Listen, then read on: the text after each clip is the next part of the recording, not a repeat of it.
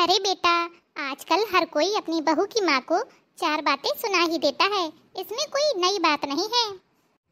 अब तेरे नसीब में जैसा पति है उसी के साथ रहना सीख जा। मम्मी, अब मैं वहाँ नहीं रहूंगी। अरे बेटा, ऐसे छोटी छोटी बातों पर थोड़ा ना ससुराल छोड़ देते हैं। अभी तेरी शादी को हुआ ही कितना समय है, 2 महीने हुए हैं। तुझे उनको समझने में और उन्हें तुझको समझने में थोड़ा टाइम तो लगेगा ही। थोड़ा एडजस्ट करना सीख। दीदी, मम्मी जी बिल्कुल सही कह रही हैं, आप चिंता मत करो, सब ठीक हो जाएगा। ससुराल में एडजस्ट करने में थोड़ा टाइम तो लगता ही है। मैं आपके लिए गर्मा गर्म चाय नाश्ता बनाकर लाती हूँ, तब तक आप हाथ मुंह धुल लीजिए। अच्छा ठीक है भाभी, मैं हाथ पैर धुल कर आती हूँ। हाँ बेटा, छोटी छोटी बातें तो होती ही रहती हैं। मम्मी, मैं बस अभी आती हूँ।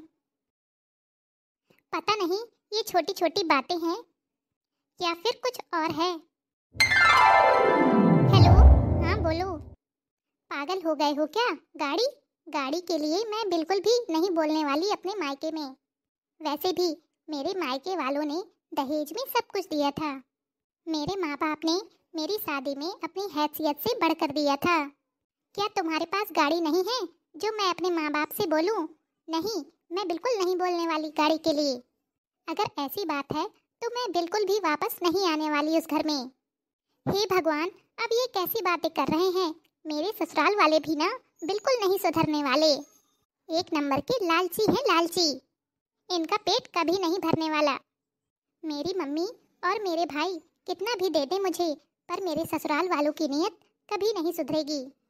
अब तो मुझे मम्मी से बात करनी ही पड़ेगी सीधे सीधे। अरे बेटा, तू इधर बैठी है, तेरी भाभी कब से इंतजार कर रही है तेरा। तेरे लिए गर्मा गर्म पकौड़े और चाय बनाई है। मम्मी, अरे बेटा, मैं तेरे पास ही आ रही थी। देख, मैंने ये 2 साड़ियाँ निकाली हैं, एक तेरे लिए और एक तेरी ननंद के लिए। बस तेरी सास के लिए एक साड़ी और लानी पड़ेगी। बस वही सोच रही हूँ, बाजार जाकर ले आऊँ। मम्मी, ये सब देने की जरूरत नहीं है अब आपको। आप कितना भी कुछ दे दो, इन सब से मेरे ससुराल वालों का पेट नहीं भरने वाला। अरे बेटा, मैंने तुझे समझाया ना, ये सब छोटी छोटी बातें चलती रहती हैं। चल आ, मेरे पास बैठ तू भी ना बेटा, आजकल बहुत जिद्दी होती जा रही है।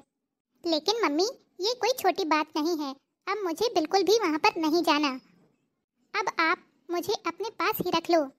अरे बेटा, तू समझती क्यों नहीं है? शादी के बाद बेटी को मायके में नहीं रखा जाता, लोग 10 तरह की बातें करते हैं। मम्मी, आपको पता नहीं है, मेरे ससुराल वालों का लालच बढ़ता ही जा रहा है। क्यों, क्या हुआ बेटा अब? मम्मी, अब मैं क्या बताऊं आपको। आपके दामाद अपनी माँ की झूठी बातों में आकर मुझ पर झूठे इल्जाम लगाते रहते हैं। मेरी किसी भी बात पर उनको विश्वास नहीं है, और मम्मी हर बात पर मुझे ताने देते रहते हैं और आपको भी साथ में ताने देते रहते हैं। मैं अपने लिए तो सुन लूंगी, पर आपके लिए कैसे सुनूं?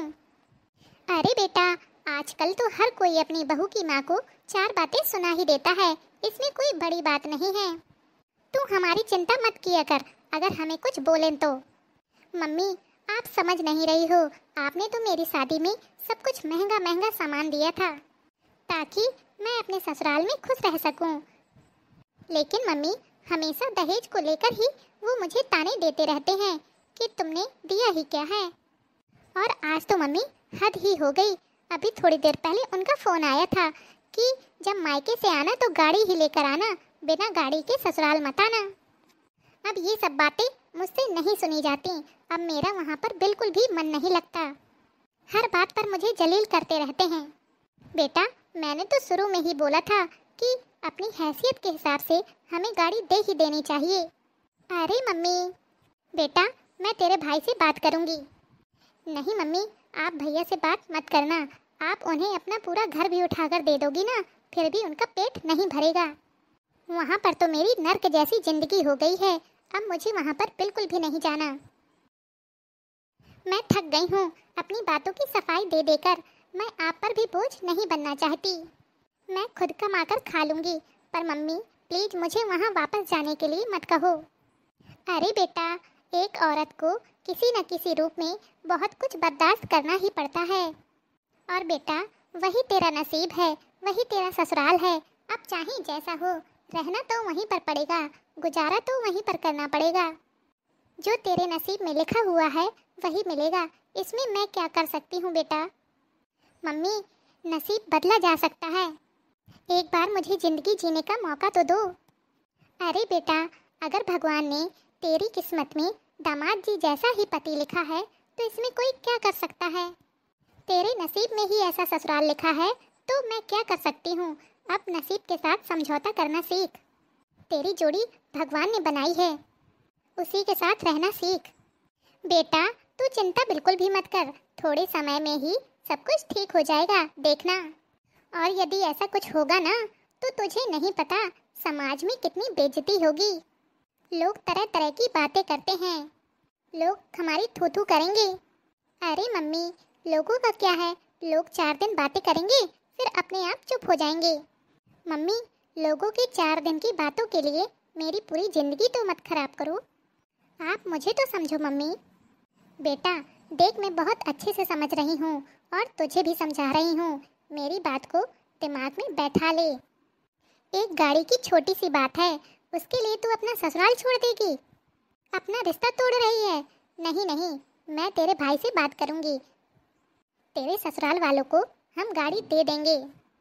मम्मी, मैं बाहर खड़ी खड़ी आपकी सारी बातें सुन रहा था। आप समाज के लिए ना अपनी बेटी की आहुति मत दो। किस्मत से मिली बेटी ना नसीब के सहारे नहीं छोड़ी जाती। जो भी आप दोनों में बातें हुई हैं मैंने सब सुन ली हैं। आप मेरे दोस्त रोहित को जानती हो ना? हाँ बेटा। आपको याद है उसकी शादी में 1 साल पहले हम लोग कानपुर गए हुए थे? हाँ बेटा, हाँ मुझे याद है। मम्मी, वो भी अपने ससुराल में बहुत दुखी रहती थी। उसने कई बार मेरे दोस्त रोहित को बोला और अपने घर में मम्मी को बताया कि वह अपने ससुराल में बहुत दुखी है, लेकिन उसकी किसी ने एक ना सुनी।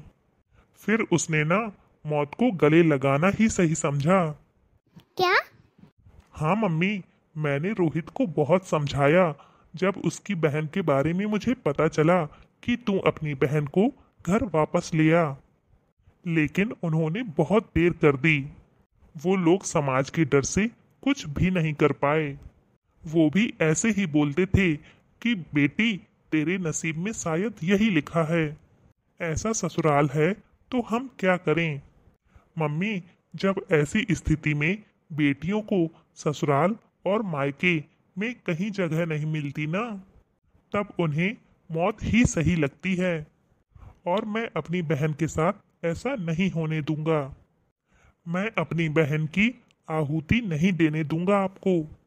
और मम्मी, आप ही एक बात सोचो, अगर हम इसका साथ नहीं देंगे तो और कौन देगा। बेटा, तू बिल्कुल सही कह रहा है। समाज का डर मेरे ऊपर इतना हावी हो गया था कि मैंने तो जरा भी अपनी बेटी के बारे में नहीं सोचा। मैं तो अपनी बेटी का दुख दर्द ही भूल गई थी। भाड़ में जाए ऐसा समाज, भाड़ में जाए ऐसी इज्जत और समाज जिसकी कीमत अपनी बेटियों को मौत से चुकानी पड़े। बेटा, तू मुझे माफ कर दे, तेरा भाई बिल्कुल सही कह रहा है कि बेटियां नसीब के भरोसे नहीं छोड़ी जाती। कभी कभी हम जल्दबाजी में कोई ऐसा फैसला ले लेते हैं जिसका हमें जिंदगी भर पछतावा रहता है। अगर हमारी बेटियों को ससुराल में बहुत ज़्यादा दुख है तो ऐसे रिश्ते को तोड़ देना ही बेहतर होता है। और बेटा, तू चिंता मत कर, मैं तुझे अब नसीब के भरोसे बिल्कुल भी नहीं छोड़ूंगी, बल्कि मैं तेरा नया नसीब लिखने में साथ दूंगी। बेटा, तू पहले की तरह इस घर में हंसी खुशी से रह सकती है, तू हमारे साथ ही रहेगी। हाँ बहन, तू चिंता मत कर, अभी तेरा भाई जिंदा है। तेरे ससुराल वालों से तो हम निपट लेंगे। ऐसे दहेज के लालचियों को ना तो अच्छी सजा देनी चाहिए। ऐसे लोगों को सबक सिखाना जरूरी है। बेटा, आज तूने मेरी आंखें खोल दी। दोस्तों, हमने कोई कसर नहीं छोड़ी थी अपनी बेटी की शादी में। ना ही कोई माँ बाप अपनी बेटी की शादी में कसर छोड़ता है। अपनी हैसियत के हिसाब से सभी लोग करते हैं, जितनी जिसकी गुंजाइश होगी उतना ही दे पाएगा। दहेज के साथ साथ हमने अपनी बेटी को एक फरमान भी सुना दिया कि बेटी, ससुराल में अच्छे से रहना, तेरे ससुराल से कोई भी शिकायत नहीं आनी चाहिए। और हर बेटी उस फरमान को माथे पर लगाकर ससुराल पहुंच जाती है। ससुराल में कुछ दिन तो लोग बहुत मीठा व्यवहार करते हैं और उसके बाद अपना रंग दिखाना शुरू कर देते हैं। पता नहीं इस दुनिया में कैसे कैसे लोग पड़े हैं जो दहेज के पीछे अपनी बहुओं को प्रताड़ित करते हैं, उनके साथ मारपीट करते हैं और उन्हें आग में झुलसाने की कोशिश करते हैं। जो लड़कियां धूप में जाने से डरती हैं, उन्हें आग और एसिड के हवाले कर दिया जाता है। ये कहाँ का न्याय है? लोग कहते हैं कि लड़कियों को अच्छी शिक्षा दो। शिक्षा तो दे देंगे, पर इन दहेज के लोभियों का क्या करेंगे? क्या शिक्षा देने के बावजूद भी दहेज प्रथा से बचा जा सकता है? नहीं, क्योंकि हम अपनी बेटियों को शिक्षित तो कर देते हैं, लेकिन आजकल शिक्षित लोग ही दहेज को ज़्यादा बढ़ावा दे रहे हैं। इसलिए इस प्रथा को हमें खुद ही खत्म करना पड़ेगा और बेटियों को नसीब के भरोसे बिल्कुल भी नहीं छोड़ना चाहिए। एक कदम आप बढ़ाइए, एक कदम हम बढ़ाते हैं। दहेज लेने वाले से ज़्यादा दहेज देने वाला गुनहगार होता है। ना दहेज लीजिए और ना दीजिए।